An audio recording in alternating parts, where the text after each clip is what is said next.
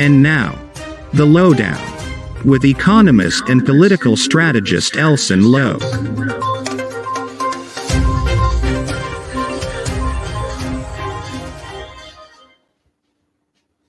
Good evening, and welcome to another show for the Lowdown. Thank you for joining us tonight. Thank you for logging in. Thank you for taking a look at the show.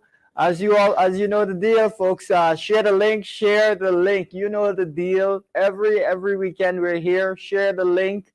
We're here Saturdays. We're here Tuesdays. It is a Saturday night, so thank you for starting your Saturday night on a high with your host Elson Low. Yours truly, Elson Low. Good evening, all. We're here. We're gonna have some fun. You know, we always like to have fun here on the Lowdown. It's always a good time here. We've got some jokes for you guys. We've got some interesting insights for you guys. You know that on Saturday night is when we go into a little bit more depth on issues. We cover some of the memes of the week. We go into some depth on issues. We talk about how you can position yourself to benefit from the massive changes to our economy. So that's what we're all about on Saturday night. Folks, share the link. Let's get everyone in. Let's give everyone an opportunity to see the show tonight. It's going to be fun. It always is fun to be here with you. And we're going to have an interesting show, I think. So we're going to be talking about a couple of different topics. Of course, we've got Sugate continuing to roll on. We've heard that there will be some sort of an investigation regarding Sugate. We'll talk a bit about that and a bit about whether or not that is something that I think Guyanese have any confidence in. So we'll talk a bit about that.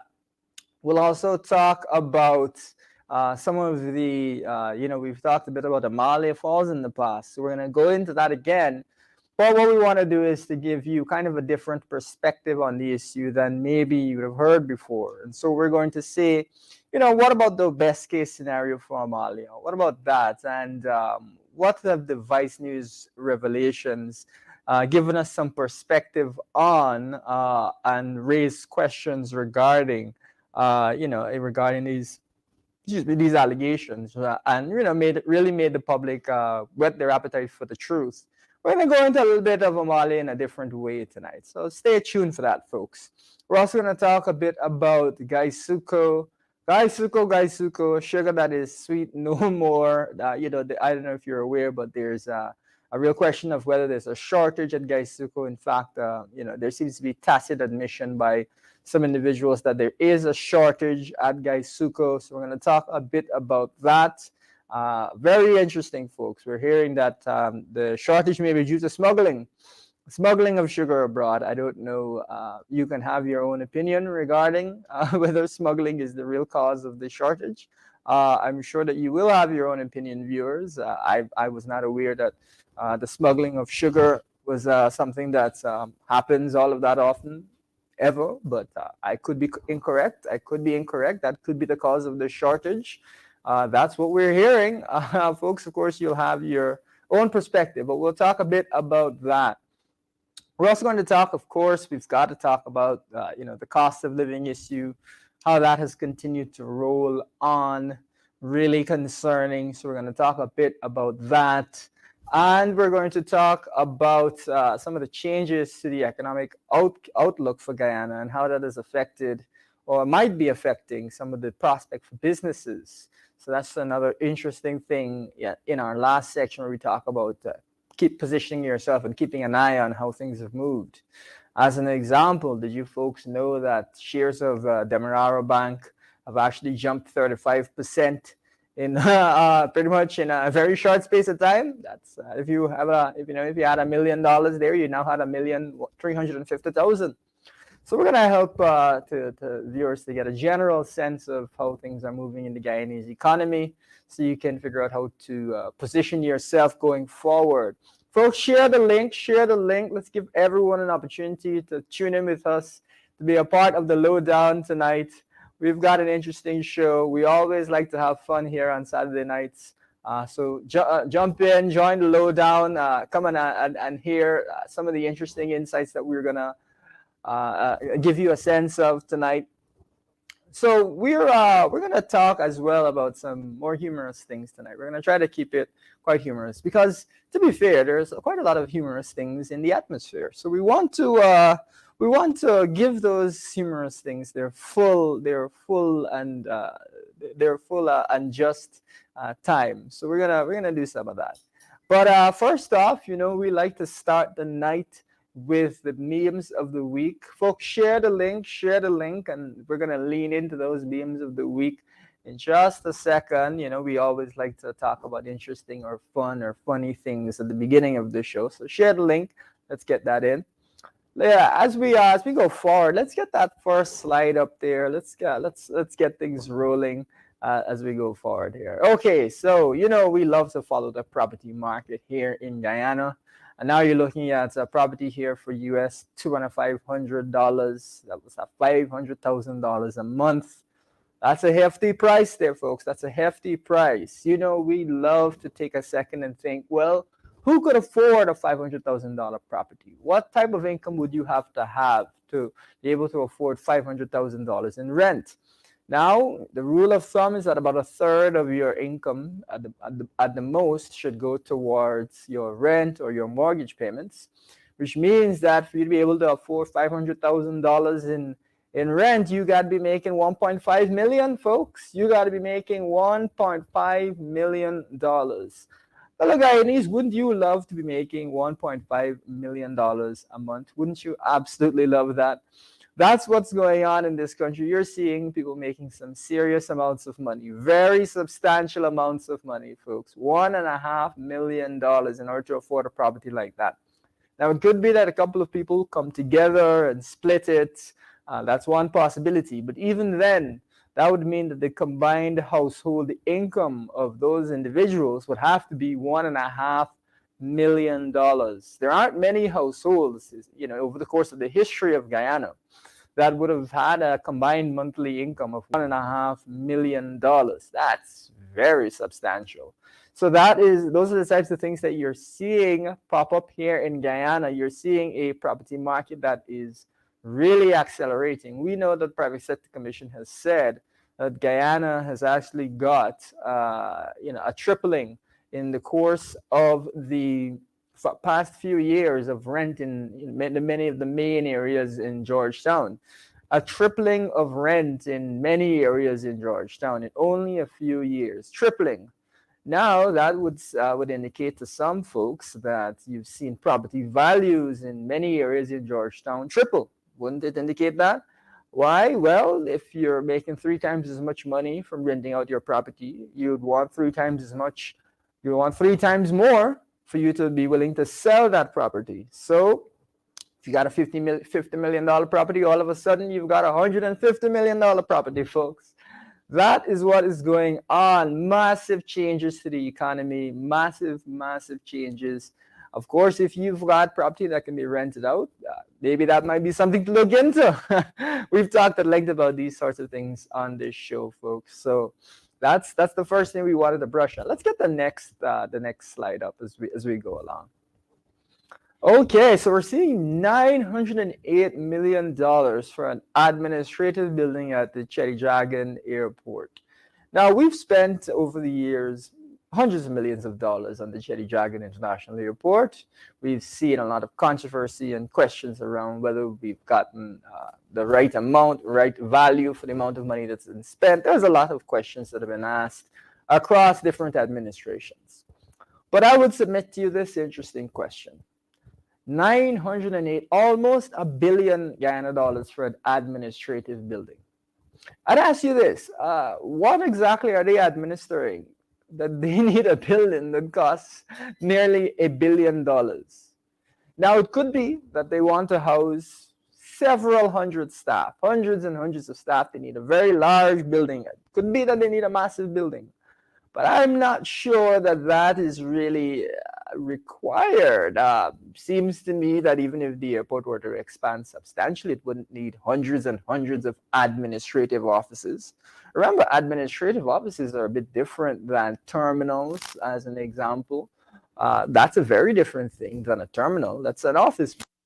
So that is a real question, folks. Why we need $908 million needs to be spent on an administrative building, on an office building. I don't know whether there's office space that can be rented up at Tamari, but it strikes me that that is a lot of money to spend on any office building. It could be that we're going to build a massive office building, a very substantial office building. I just don't know that that is justified, because if you multiply that number by 4 or 5, you could offer free tuition at the University of Guyana for an entire year, and that would benefit thousands and thousands of students. I don't know that an administrative building should ever cost Guyanese $1 billion. The way this is close to costing $1 billion. Again, what is so interesting about this particular one, folks, is so they're technical and demanding buildings like terminals, like fire stations, like police stations. But even those, you'd be asking yourself why we're spending $1 billion. Well, 908 million in this case on it.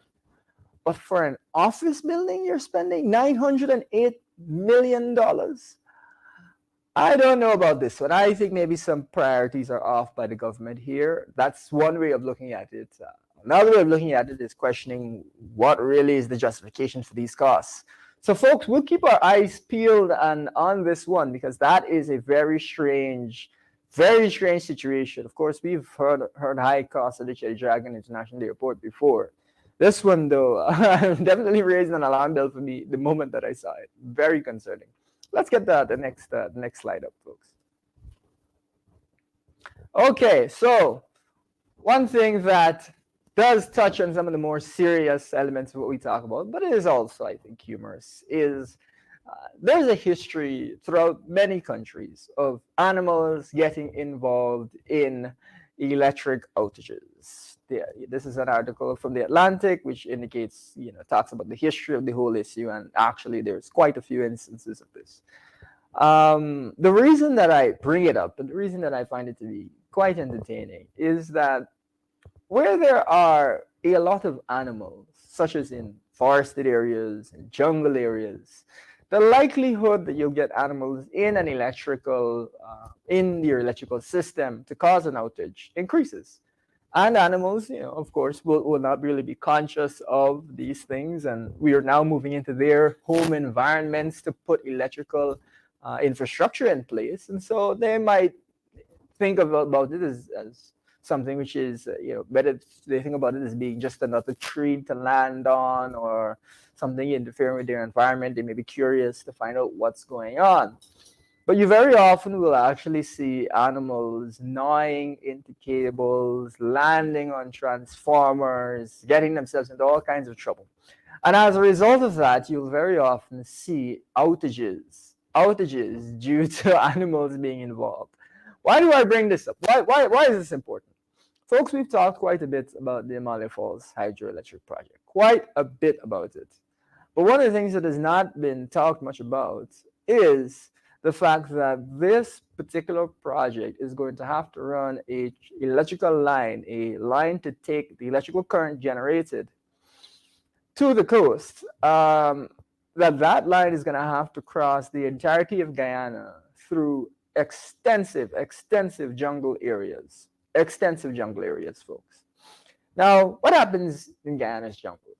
Do we just have open areas with not many animals, not many trees, not much going on? Or do we have extremely dense rainforest, which is full, teeming with animals, active?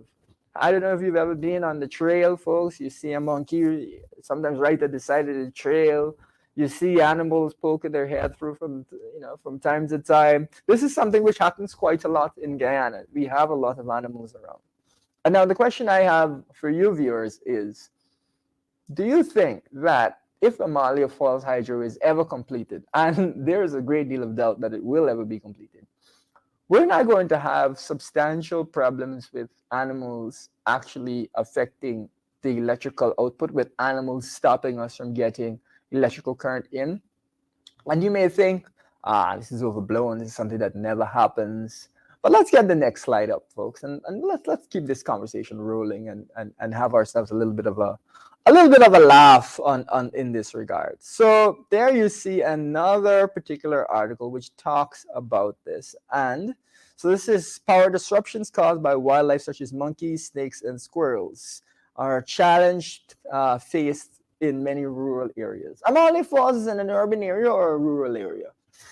I would say it's in a rural area. It's away from the coast. Now on the coast, you would have far fewer animals. Of course, it's a populated area. Animals won't be around. While you do occasionally see monkeys and so on in Guyana and on the coast, and you do occasionally see various other, I think we've seen a harpy eagle once in a blue moon somewhere on the coast. But do you have that all the time? No. And I cannot recall a situation where, I could be wrong, viewers. Viewers, your memory could be much longer than mine.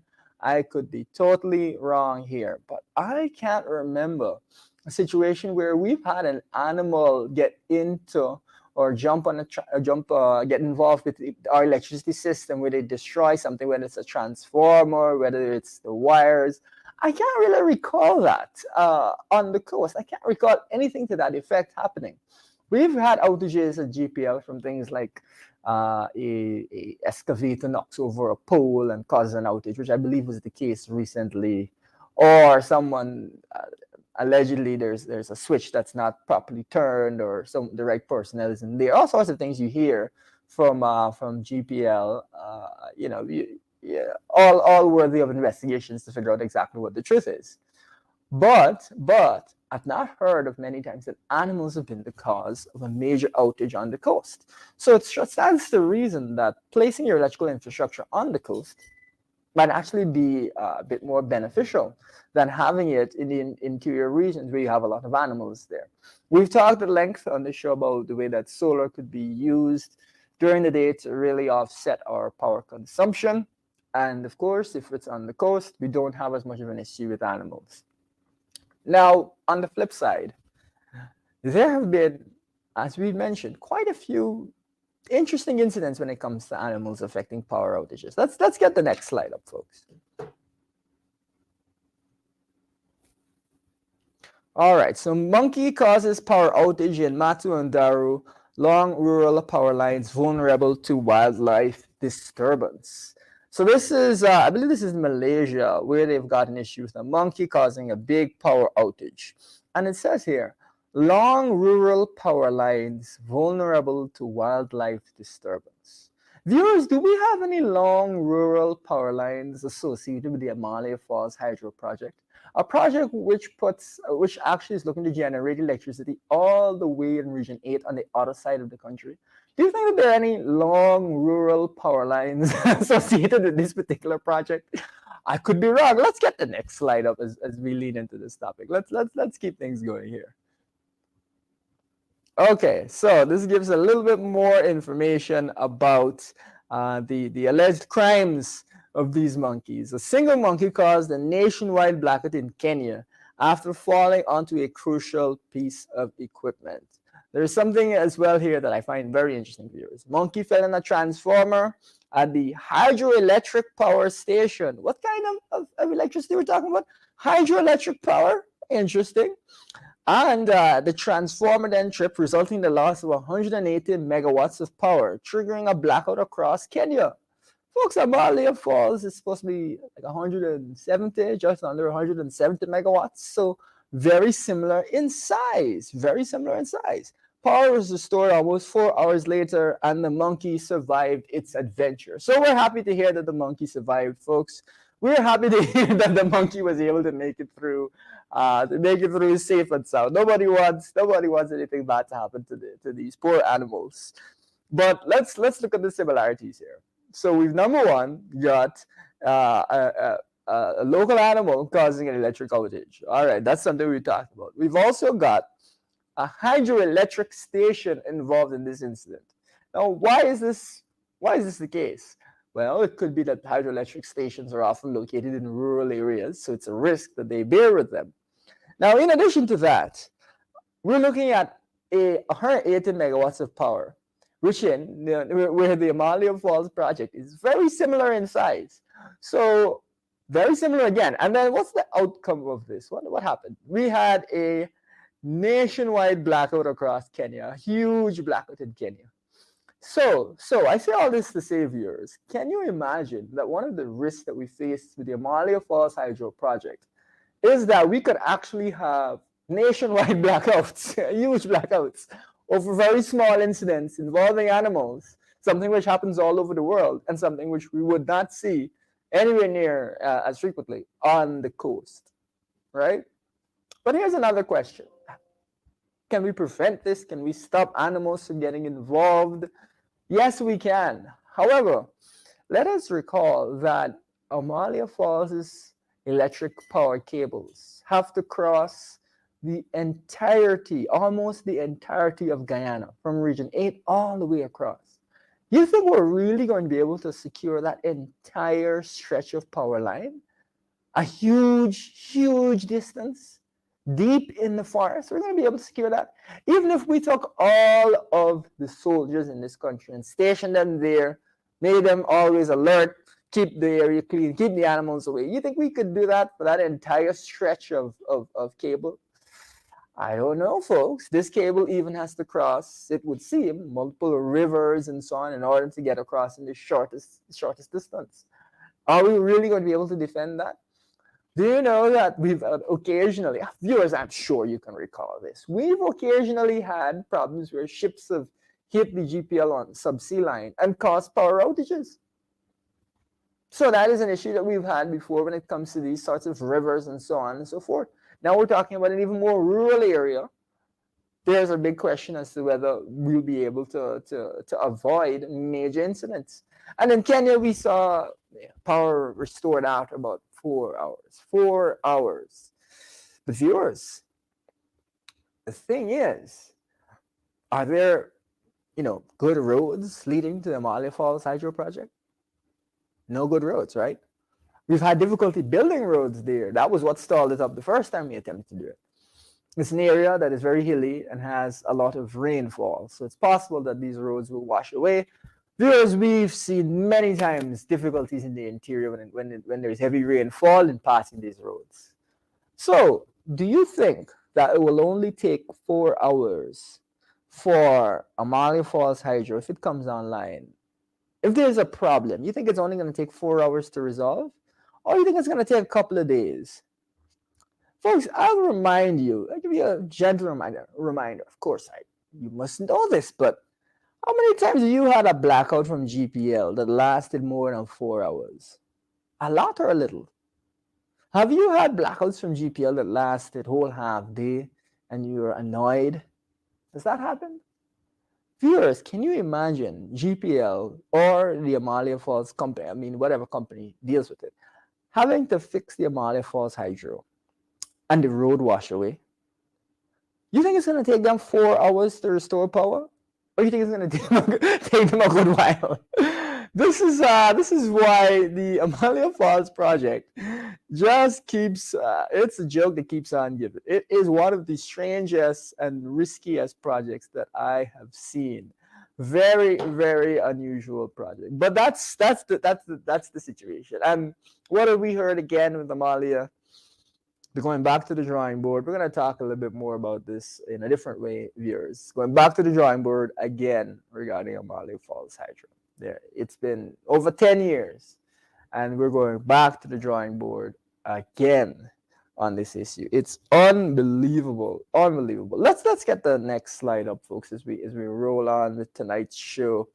We've got some incidents in Sri Lanka, and we'll want to play a quick video about this situation in across the world when it comes to these types of cost of living difficulties. But what we're seeing in Sri Lanka is very severe cost of living issues, and citizens actually trying to prevent the president from leaving with his family. He eventually was able to leave, and we would not advocate for violence or anything to that effect. But it does give an indication that there is a lot of frustration around the world when it comes to these cost of living issues and leaders. And so let's just give you a sense of it. We're gonna play a video here that's just about 2 minutes, just under 2 minutes, and that will give you some sense of some of the cost of living woes around the world. And you viewers, you can take your perspective from that. But we're gonna bring that on in just a second, and when we're ready, there we're gonna play that video.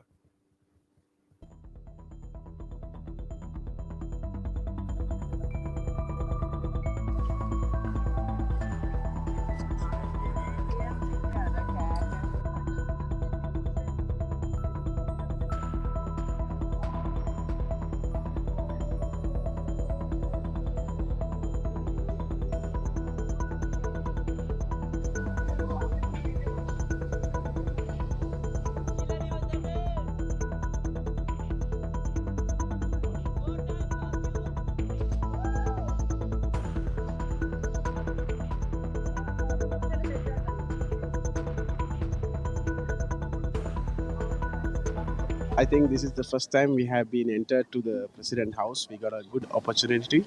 So I think the whole country is peaceful now.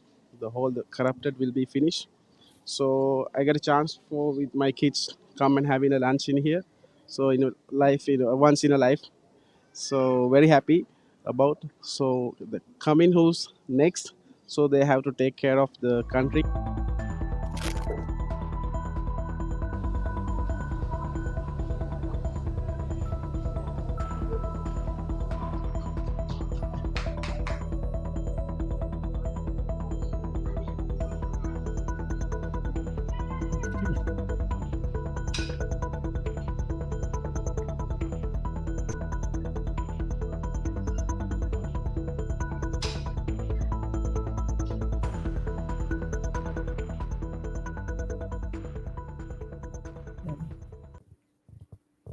Folks, we hope that you enjoyed that those few minutes of the scenes from Sri Lanka, where incredible cost of living woes, as well as a poorly managed situation by that Sri Lankan government, caused people to protest and to actually take over the presidential home.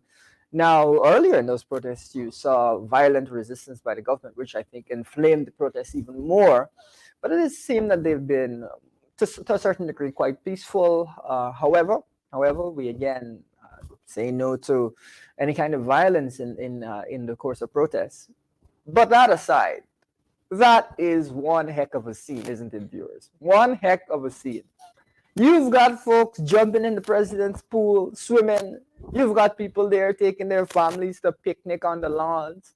You've got folks, exercising in the gym and enjoying that presidential level exercise.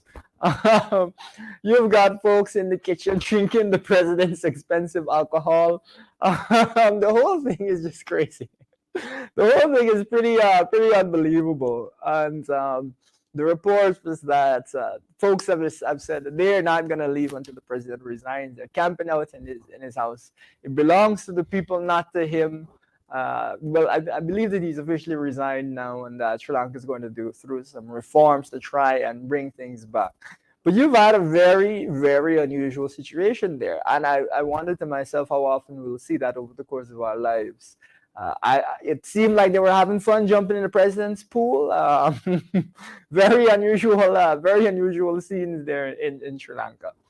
But that's not something that is, or at least cost of living woes, or not something that's isolated to Guyana or isolated to Sri Lanka.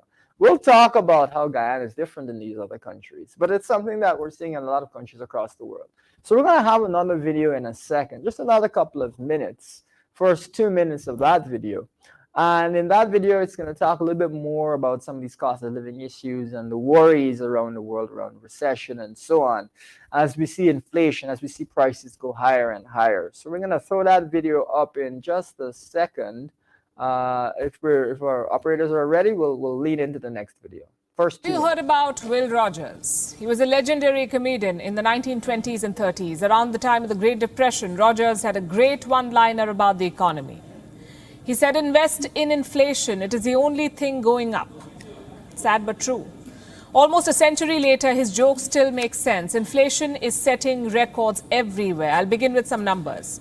American inflation is at 8.5%. That's a 40-year high. Canadian inflation is at 6.8%. That's a 31-year high.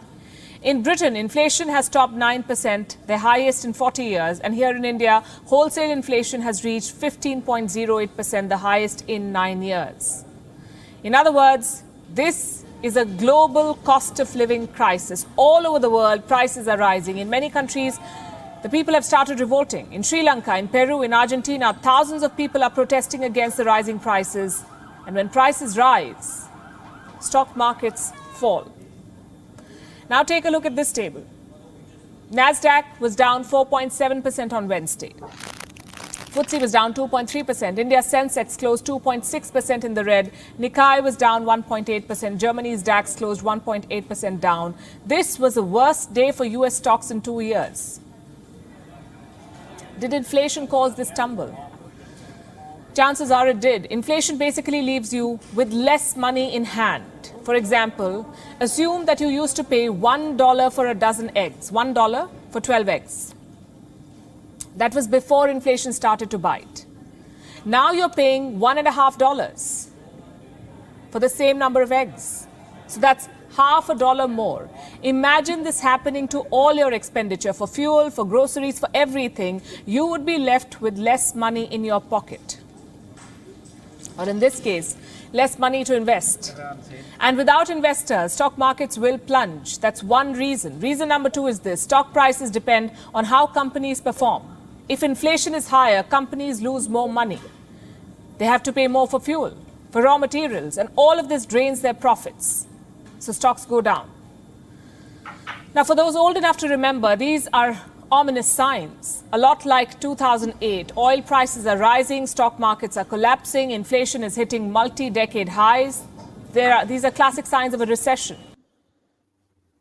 Okay, so classic signs of a recession. That's one of the notes that's coming around the world. So really, the cost of living issue in countries across the globe, it's causing a lot of concern. There's a question of a recession. There's many people are suffering all over, not just in Sri Lanka, but all over the world. They're seeing a lot of suffering.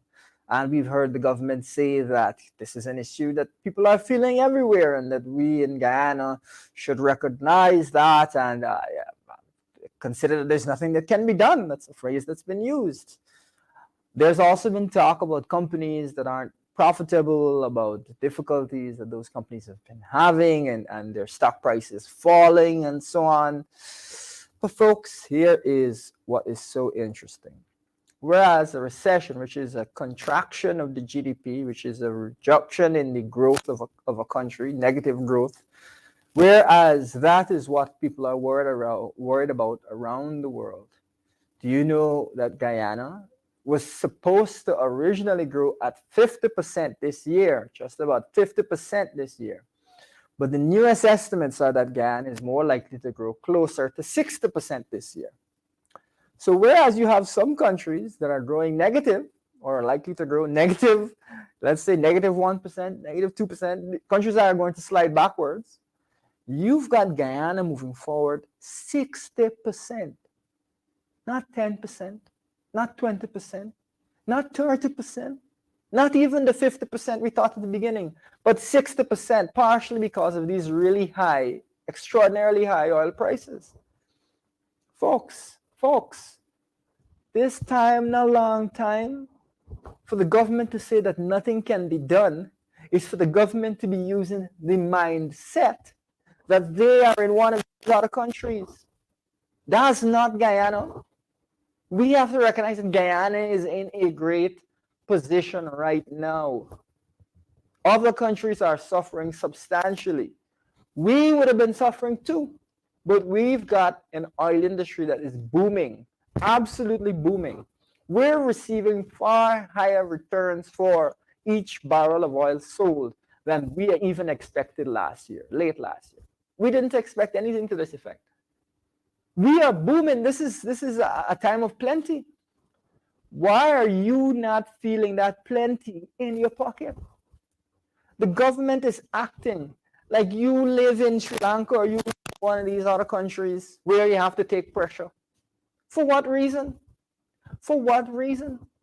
Folks, we've recently seen the government take out. We've seen the government take out the next withdrawal from Natural Resources Fund, which is about, I believe it's 40 million US. That's been withdrawn. A huge amount has been withdrawn. My memory is failing me. Actually, I believe it was 200 million US or 40 billion Ghana dollars, something to that effect. A huge amount of money, folks. A huge amount of money has been withdrawn. But let me ask you this. You think $1 of that is going to cost of living mitigation? Not $1. Not $1 is going to cost of living mitigation. The government has taken the stance that, and incorporated in their NRF, these monies can only be used for national development priorities. Development priorities. That has nothing to do with cost of living issues. See, very different. Cost of living is your issues today. Development is your future and your growth and so on and so forth. And they've not said that they consider cost of living to be part of development issues and so on, short-term cost of living. They've not said anything to that effect. So that those funds are not going, all those funds not going towards helping you. We have talked again and again and again about how only $5 billion was put towards cost of living mitigation in that budget, that 2022 budget. So now that the funds are being withdrawn, not $1 is going to you, ladies and gentlemen. Your country is growing at nearly 60% this year. Your government is making huge amounts more than it expected to make every time it sells a barrel of oil. You think you're going to see a dime of that? You think you're going to see a dime of that money? You think you're going to see $1,000? You're not going to see $1,000. All these measures that have been put in place are measures that we would have put in place anyway without oil. We could have spent $5 billion on cost of living mitigation without oil. We could have given out these sorts of cash grants without oil. What has gone on is that the impact of oil, the impact of the oil industry, the impact of this boom has only benefited the few people. If you have stock in Ghana, if you have real estate, if you're connected to the government, these types of things. There's been people who've benefited in that way. Some private people as well will have benefited, savvy business people. But the average Guyanese not been benefiting. In fact, it's the opposite. And so you have a government which is running the country so poorly that the average person is suffering and much, much poorer. In the video, we had the woman, the news presenter indicate, you know, if something costs $1.50 and it used to cost $1, you're getting less. You're way worse off. You, as an individual Guyanese, are way worse off. But your country is growing at 60%. Can you recall any country growing at 60%? That is unbelievable, almost unheard of levels of growth, huge levels of growth.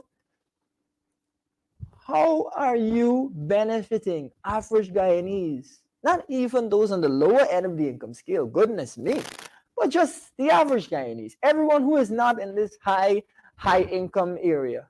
How are you benefiting? And the answer is, you're not benefiting. You're not benefiting at all.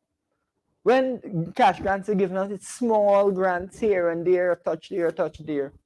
Meanwhile, the country is booming, growing faster than even originally expected a few months ago.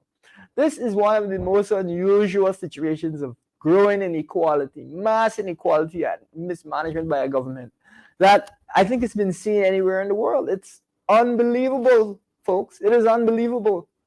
But that is what is going on. The estimates keep going up. The country is making more money, but at the same time, people out here punishing.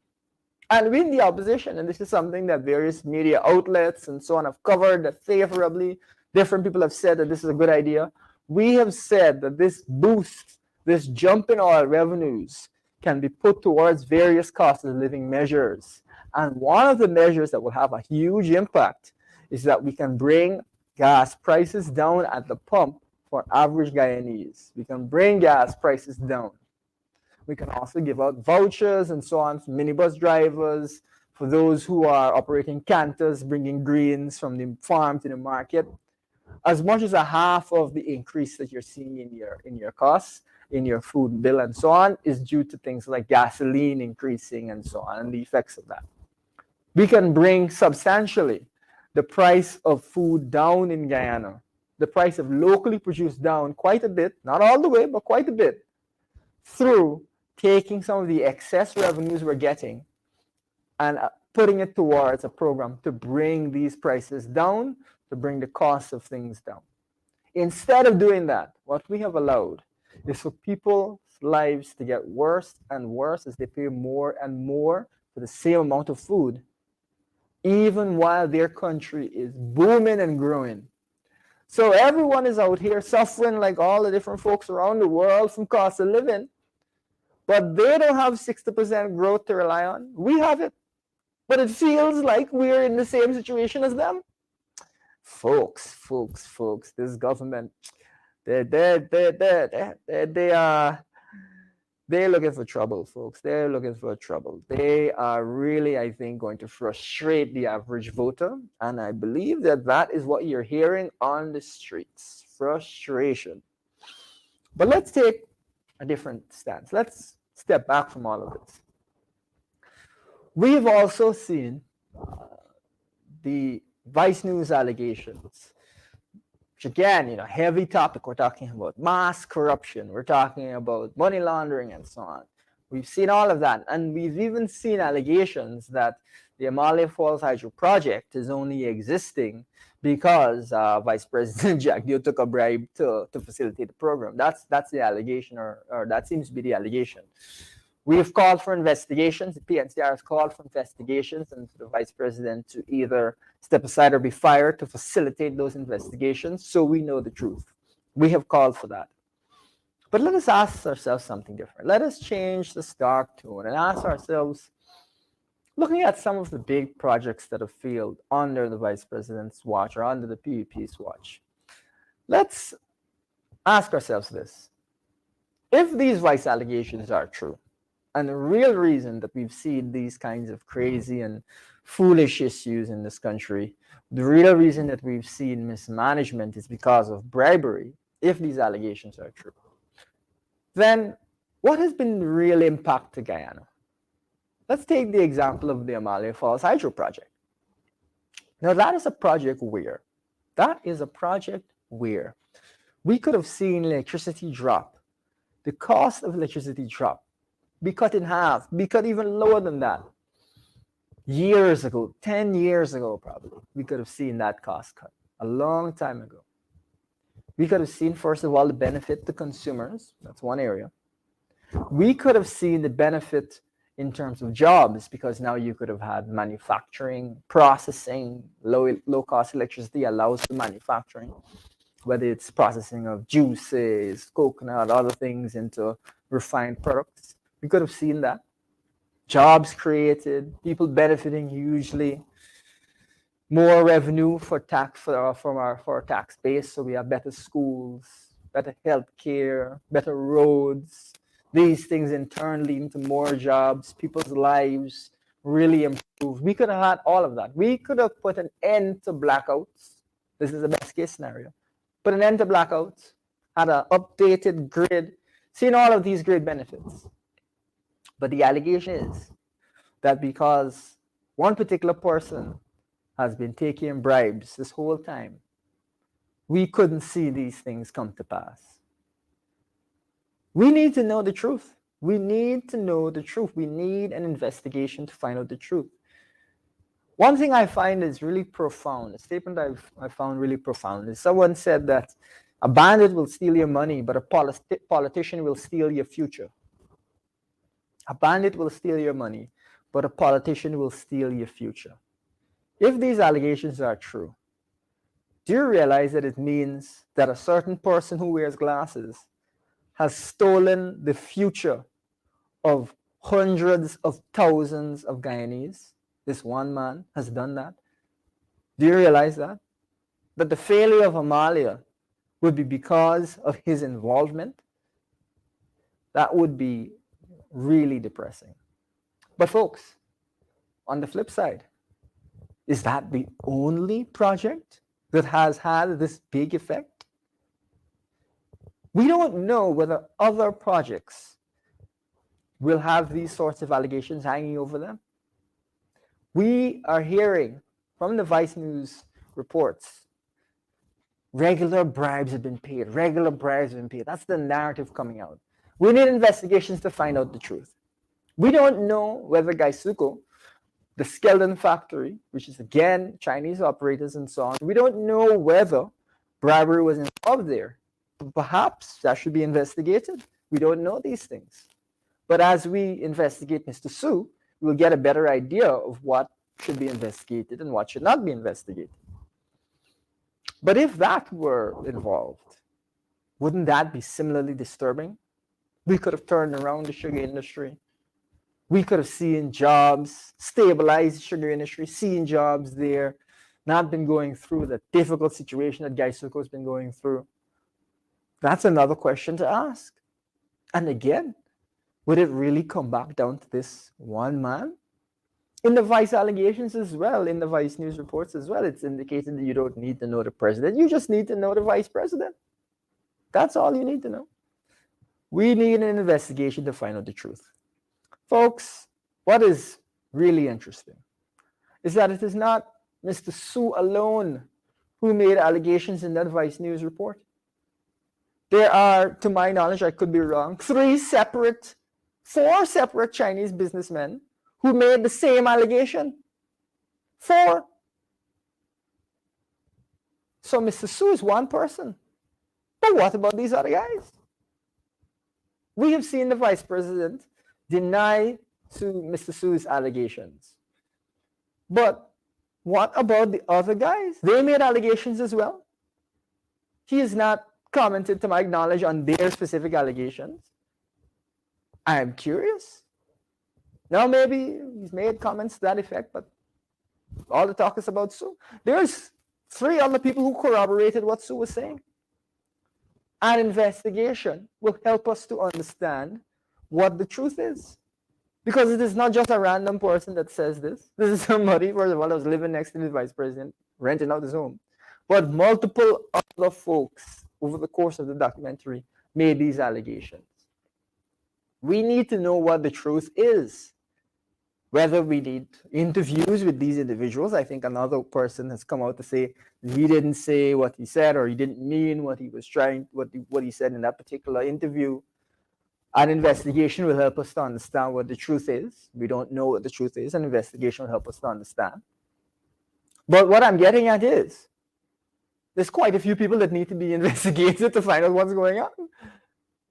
It's not that there's one person. There's like 4 people that need to be investigated. At least. There's also mention of a money laundering ring. That needs to be investigated. Folks, I want Guyanese to understand that this is not a small time one-off thing that needs to happen. And if only we could find Mr. Su, we would know everything. There are several areas that need to be investigated so we know the truth. These are a bunch of allegations which all reinforce each other with one message. We need to untangle this whole web and see what exactly is going on, because quite a few people seem to be saying the same thing, which is that all you got to do is bribe jug, you're good to go. We need investigations to find out. We need to know. We don't know. When the vice president denies these allegations, is that the truth? We don't know if that's the truth. An investigation will help us to know if that's the truth. Folks, this is quite fascinating. As we mentioned in our previous show, it is reminiscent of Operation Car Wash in Brazil, where many government officials were fingered in that particular investigation. Now, we've heard the president say that there will be an investigation. We've heard the vice president say that he's in favor, of an investigation. I just want to remind everyone that recently we heard many people in the PVP indicating that there was nothing here to talk about. There was nothing of interest in the Vice news report. And in fact, many people saying that the vice president had been vindicated by the Vice news reports. If he was vindicated, then why is there need for an investigation? If he was vindicated, if there was nothing to see, then why is there need for an investigation? See, both things can't be true. It can't be that there's nothing to see and that there's something to see. One of these two things got to be false. So let's get an investigation. Let's find out the truth, and then we'll know what's what. But it has to be impartial. It can't just be, somebody walks around, stamp, invest. No, we need a proper investigation. As an example, I expect to see, and I think every Guyanese expects to see this, statements from each of the individuals that was in the Vice News report indicating what they were saying and whether or not what they were saying is what they continue to indicate. But also, each and every one of those business people has to be properly investigated as to how they acquire whatever businesses and so on and so forth. It's a whole process. Unless we see a whole process, we should be very concerned. We should be very concerned. So I'm looking forward to seeing thorough and widespread investigations and regular updates to the Guyanese public as to what's going on. That's what I'm looking forward to seeing. Now, I'm an optimist. I don't know if you're as optimistic as I am, but I'm sure that we're going to get that. We're going to get an impartial investigation. So let's look forward to seeing that. Folks, as we close out the last bit of the show, we always want to talk a bit about changes in Guyana's economy and how things are progressing. What is interesting is, what is the ramifications of Guyana growing at 60%? What does that mean? Now, we've talked again about the way that housing tends to move with GDP.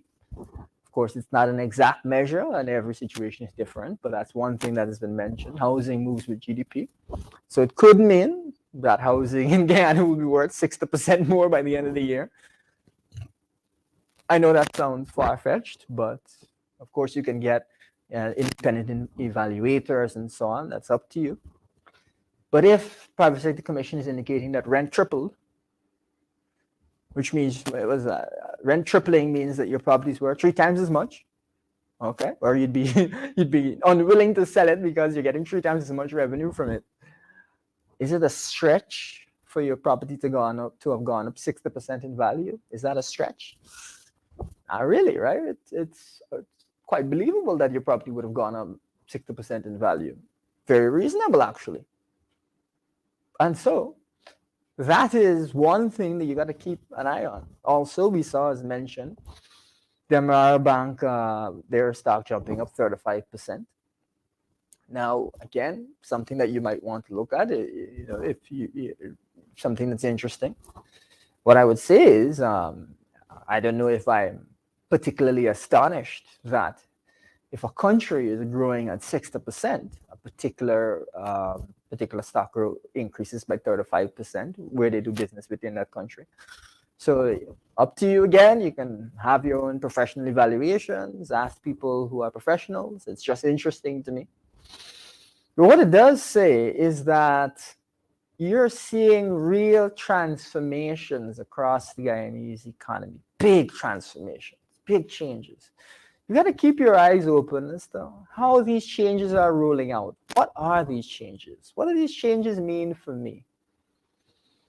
We, at the beginning of the show, talked about a property that was $2,500 US, $500,000 for the rent. Heavy. The question that you might ask is, $500,000 now? But how much will it be next year? How much will it be the following year? These are interesting things for you to think about. Of course, I don't have the answer to that question. What I can tell you is that next year, we're going to see an additional FPSO, the vessel that produces the oil, come online a year earlier than expected. And that Guyana will again grow at a tremendous rate. So if you're seeing Guyana grow at a tremendous rate, you must ask yourself, how can I benefit? What are the ways that I can benefit from this? Because this is the beginning of Guyana's oil boom. We're not at the end. We're now cranking up. We are now cranking up. Folks, it is a very interesting time. It is a very pivotal time in Guyana. It is a time when Guyanese really should take stock of what's going on. Ask yourself, what does the future look like for me? We have seen, and we continue to see, concerning things about the way that the country is governed. And as we mentioned, a politician, unlike a bandit steals your money, a politician steals your future. The PNCR is committed to ensuring that no politicians steal your future, Guyanese. No politicians steal your future. But this is a time when you've got to also keep in mind how the country is changing, what the dynamics are, and how you can benefit from those changes. There aren't many opportunities that you'll have in life, in any country, where you'll be in a country that's growing at 60%. There aren't going to be many of those situations that you'll ever come across. This is really unusual, and we have to recognize that it is an opportunity, both in your personal lives and for the nation as a whole. And so, folks, that's what I want to leave you with here on the Lowdown. Thank you for joining us. Thank you for being a part of us, a part of our show tonight. We love to have you with us. It's always fun. It's always a great time out, and it's good for you to start your Saturday night on a high with Elson Low. So we'll see you on Tuesday, and then we'll see you on Saturday. But thanks for joining us, and good night to you all.